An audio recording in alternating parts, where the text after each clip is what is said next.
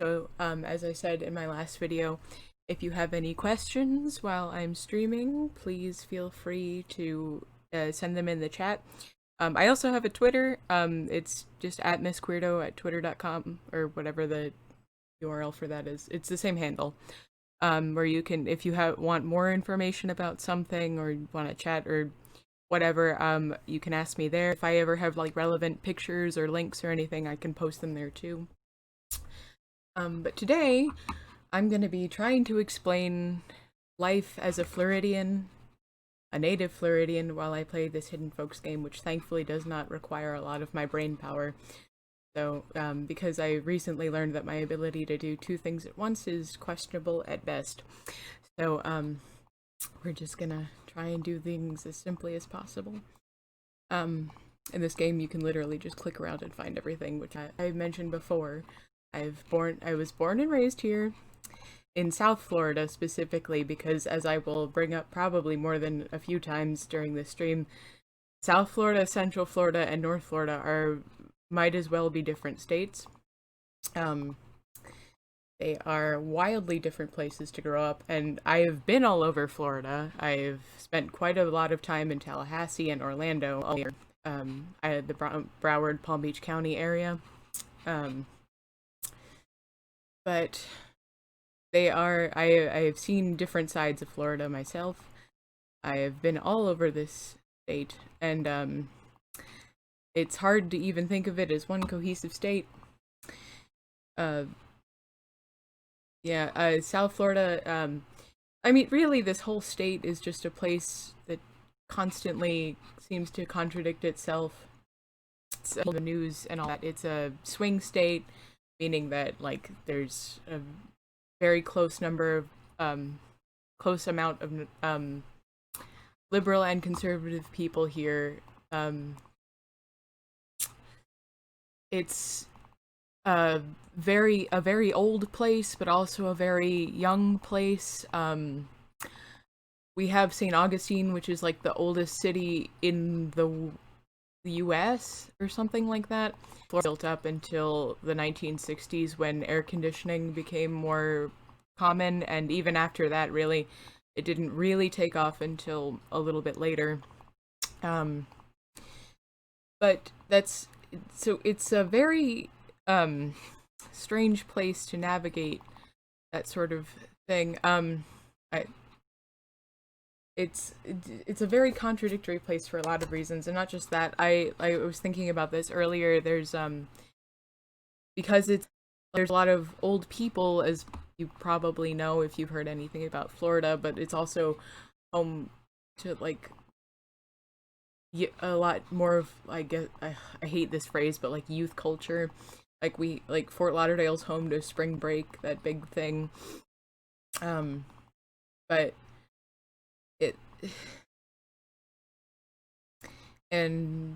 it's one of the most simultaneously accessible and inaccessible places I've ever known, and transportation is a joke, and you really can't get anywhere unless you drive. You can't get anywhere efficiently and safely unless you drive yourself, and that might be changing with like rideshare things, but it was that way for quite a while. But it's also one of the most accessible places.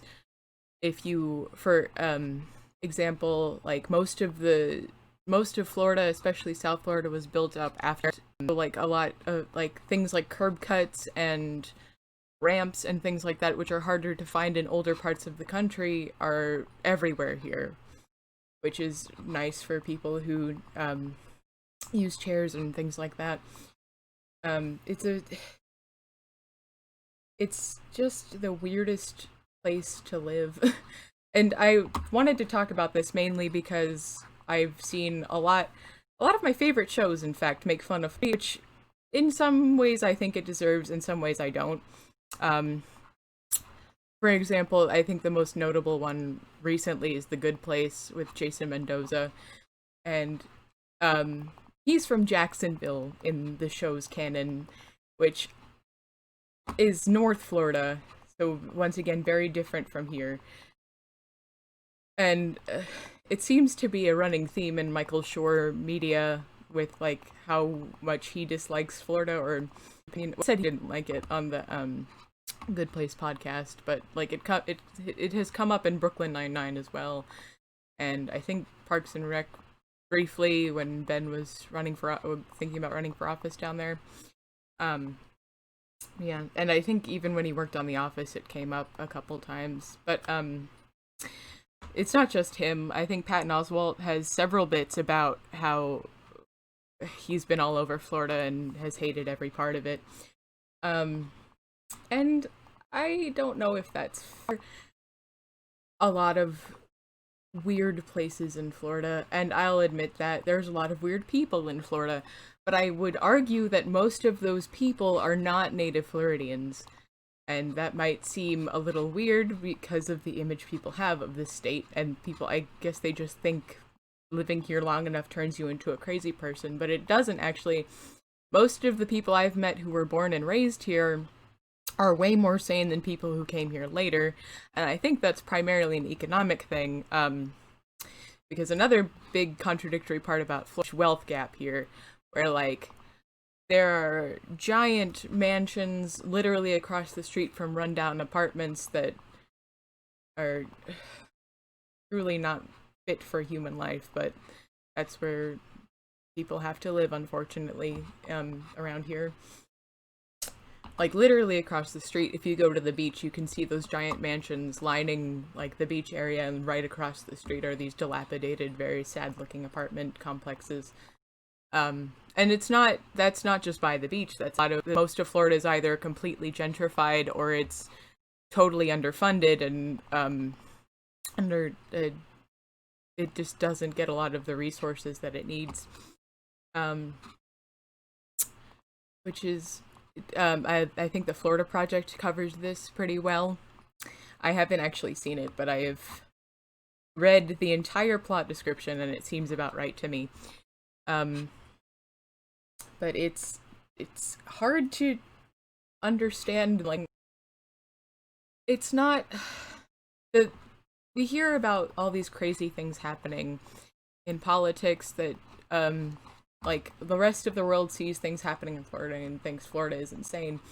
And that's true when you look at people like Ron DeSantis, who are making all of these wild decisions about what to do about coronavirus, amongst other things.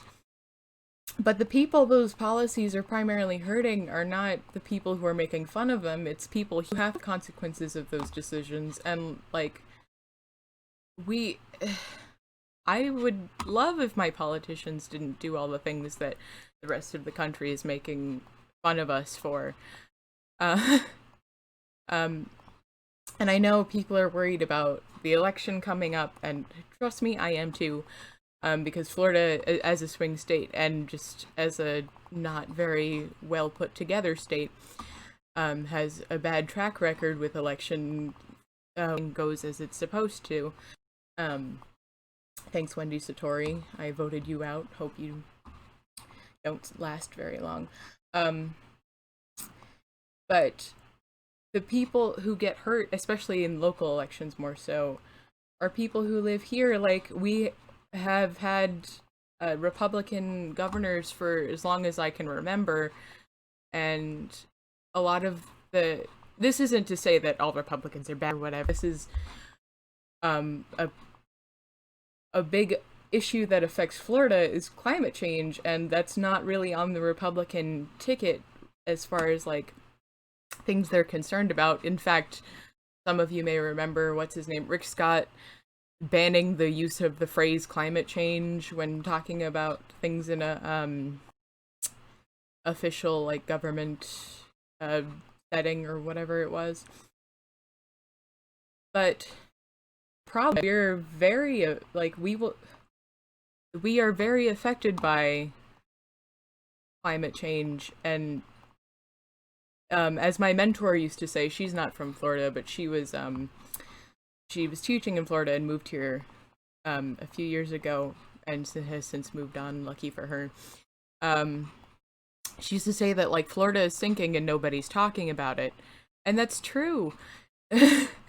It's weird. Like for example, some of our beaches are experiencing really bad erosion, but instead of enacting policies and changes that would help slow that down, they just keep adding more sand. Um, because another big part of living in Florida is that a lot of our economy is tourism based. And this goes back to what I said earlier about native Floridians are not really the ones causing a lot of the problems. A lot of it is people who come here and treat Florida like a playground and a dumpster and leave. Florida's a wild, awful place, but like that's they're not the ones who have to clean up after themselves. Like every year after spring break and really throughout the year, there's beach cleanups. There's people really trying to just clean up the mess that other people come here and make. And that's not to say like don't come to Florida. It's saying like be a responsible human being and clean up after yourself. Like people treat the beaches especially like trash cans, and it's a huge problem. But there are other parts of Florida that is like this playground, like I said before. But there's other things that are so beautiful about it. Like, as I mentioned before, St. Augustine is like the oldest city in the US, but it's really amazing. They have like these really interesting ghost tours. They have the Ripley's Museum. Um, it's, I don't know, it has a very like, how do I explain this? Like New England feel to it, but it's also it's a very fascinating place. But there's also the Everglades, which are also not being treated as well as they should. They're shrinking pretty much every year. But they have some of the most diverse like animals and plants that the United States has to offer, and it's beautiful. Like if you've gone to school in Florida, especially in elementary school, you've been there, and you go slogging with stuff, and you get to see all of that. And I think that's like that is the best part of Florida. It's so diverse, and like not just with like the natural world, but like we have a very diverse population of people from different races and religions. And I think when people picture like what a Floridian looks like, they picture like an upper middle class white person wearing pastels and polos or whatever and playing golf or whatever the hell. But it's not that. The average Floridian would not look like that at all. We're mostly not a white state. And mostly definitely not an upper middle class state. Those are people who retire down here and think they speak for the rest of us because they live here now. But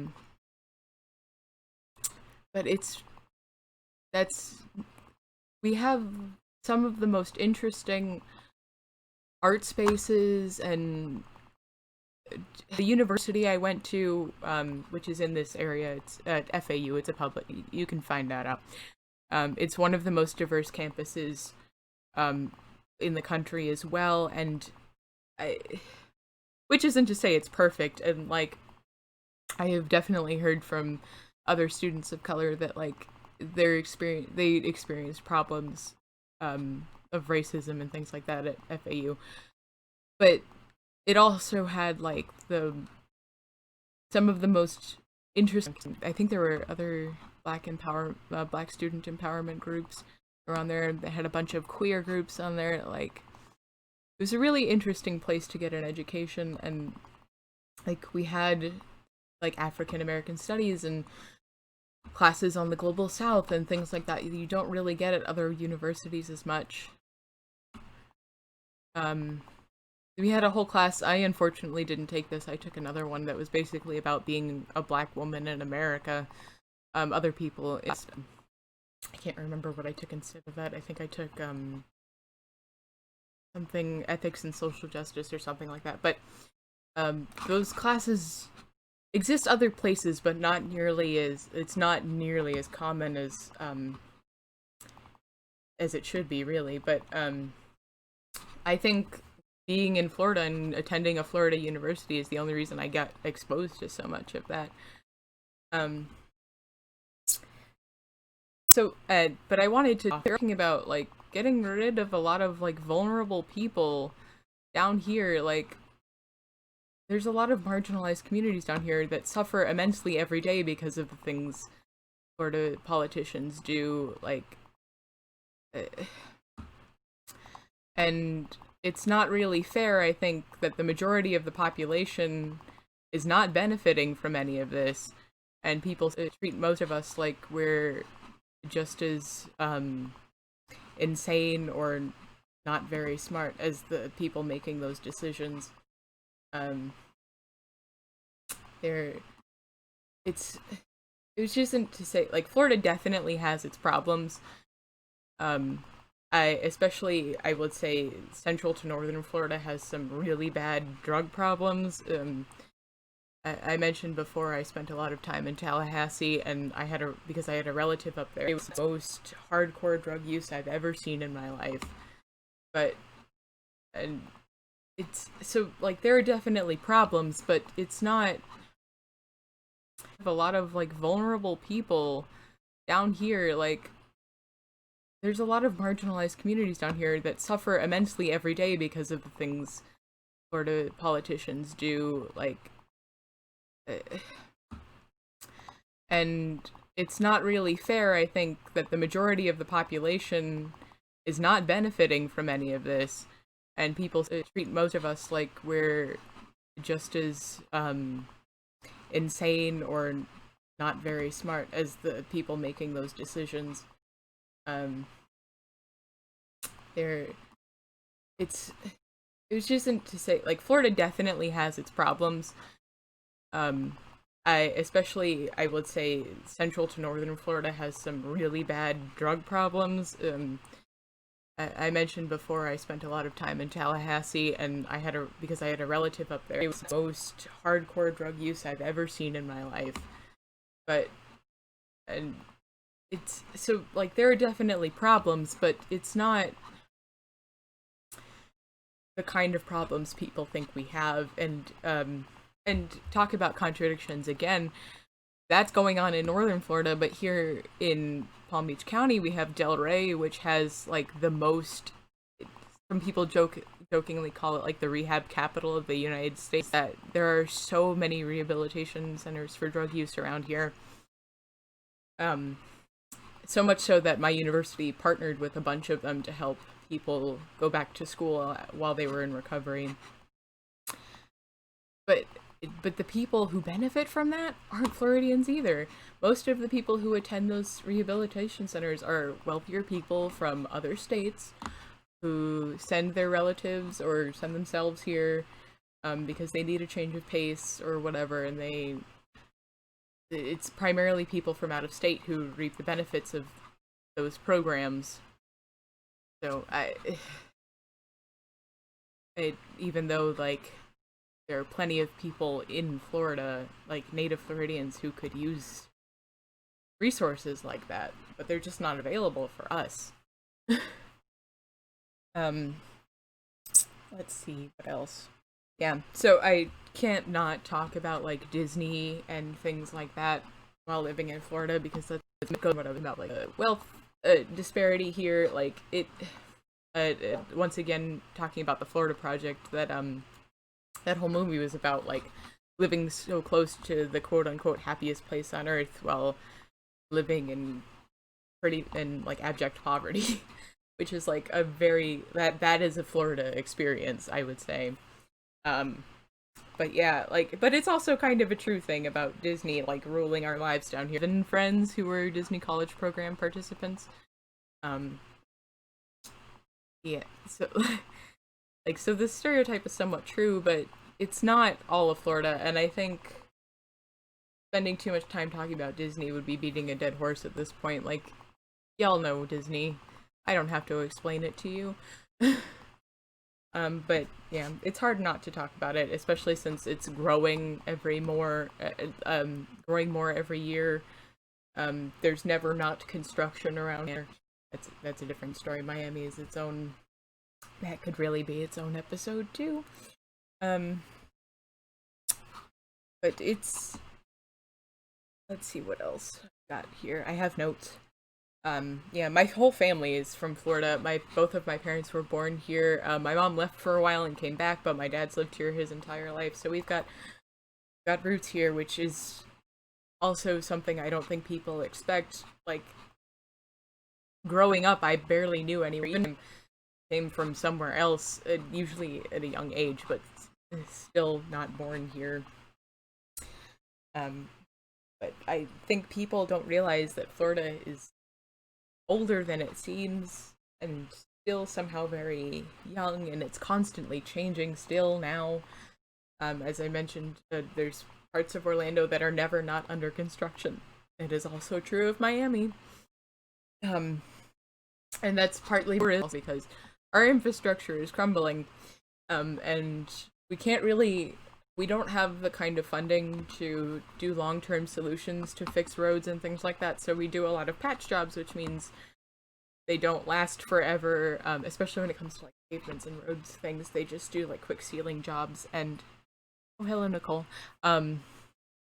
Those sealing jobs tend to like last for a couple years, and then you have to keep redoing them, which in the long term is more expensive, but that's go to here.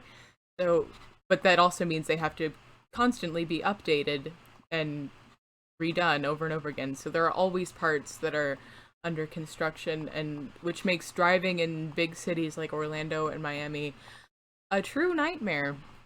I hate driving, period, but driving in Miami I will not do. Every time I have to go down there, I make someone else drive because it's a nightmare. There's a highway in there that was so poorly designed that the man who designed it ended up killing himself afterwards. I don't know if that's true, but that's like some old Florida lore for you. Um, but yeah, it's not. But you also have to drive in Florida, so it's hard to navigate. We don't have good public transportation. Uh, Nicole asked the Palmetto. I think it is that. I think it's called. I think the highway I was thinking of, or like the part of it at least, was called like that. It's like this highway that has like 4 big loops on it. I don't even know if that still exists. I know my dad has talked about it before. Because he's from the Miami area.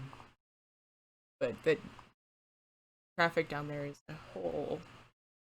it's a whole bear thing. But something more fun about Florida that I'd like to talk about is how gay it is. Which is personally my favorite part. God, I don't even know where to start. I'll start with Wilton Manors, I guess. I took a class on queer literature when I was doing my master's degree. It was one of the first classes I did. But we read an article about Wilton Manors. It was one of the first things we read, and it's one of the gayest places on earth, even more so than San Francisco at this point. The queer population is huge, and it's like basically a whole gay neighborhood, and it's wonderful. But it's not what people think about when they think about Florida, especially like I think now when people think of Florida and queer culture, they immediately think of Pulse, which they should. That was really an important, like, that goes back to what I was saying earlier about Florida being such a contradictory place. Like, we have these giant queer spaces for people, but we also have, people who are homophobic to the point of extreme violence. Like you can't really define Florida politically as anything. It's a very divisive place. But I prefer not to think about the sadder parts of queer culture, at least for now, here. Because the queer history of Florida is, I'm gonna talk about this more in another episode. I mentioned in episode 0 that one of my professors wrote a book about queer history of Miami, and that's one of the most fascinating things I've ever heard about, but that's going to be its own episode. But I would also say before Pulse and things like that, that we also were associated strongly with Anita Bryant, unfortunately, who was this country singer who was sort of used by conservatives to like be a mouthpiece against queer folks, specifically gay people. and like it was, people have a very strong image of her being associated with Florida, and Florida as being more of a homophobic place because of that. But it's is a homophobic place, but it's also a very homo place. Um, like it's, how do I explain this? Um, as I was saying, like Wilton Manors, but like Key West, huge queer community. Like Miami, of course, huge queer communities. Here in Palm Beach County, all of my friends are queer of some kind.